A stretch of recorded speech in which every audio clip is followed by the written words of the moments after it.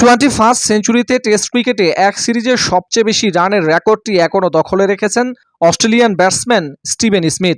2019 সালে ইংল্যান্ডের বিপক্ষে 110 গড়ে করেছিলেন 774 রান, যেখানে 3 সেঞ্চুরির পাশাপাশি ছিল 3টি অর্ধশতক। এই তালিকায় 2 নম্বরে থাকা নামটিও স্টিভেন স্মিথের।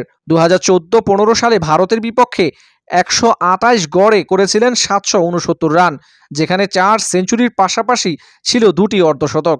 তালিকায় 3 নম্বরে রয়েছেন সাবেক ইংলিশ ব্যাটসম্যান অ্যালিস্টার কুক। 2010-11 সালে অস্ট্রেলিয়ার বিপক্ষে 127 গড়ে 766 রান করেছিলেন এই সাবেক ব্যাটসম্যান, যেখানে 3 সেঞ্চুরির পাশাপাশি 2টি অর্ধশতক ছিল। এই তালিকায় 4র্থ নম্বরে উঠে এসেছেন ভারতীয় টেস্ট অধিনায়ক শুভমান গিল। সদ্যই শেষ হওয়া ইংল্যান্ডের বিপক্ষে 5 ম্যাচের সিরিজে 75 গড়ে রান করেছেন 754 রান, যেখানে 4টি সেঞ্চুরি করেছেন এই ব্যাটসম্যান। এই তালিকায় 5ম স্থানে রয়েছেন ইংলিশ ব্যাটার জো রুট। 2021-22 সালে ভারতের বিপক্ষে 105 গড়ে রান করেছেন 737।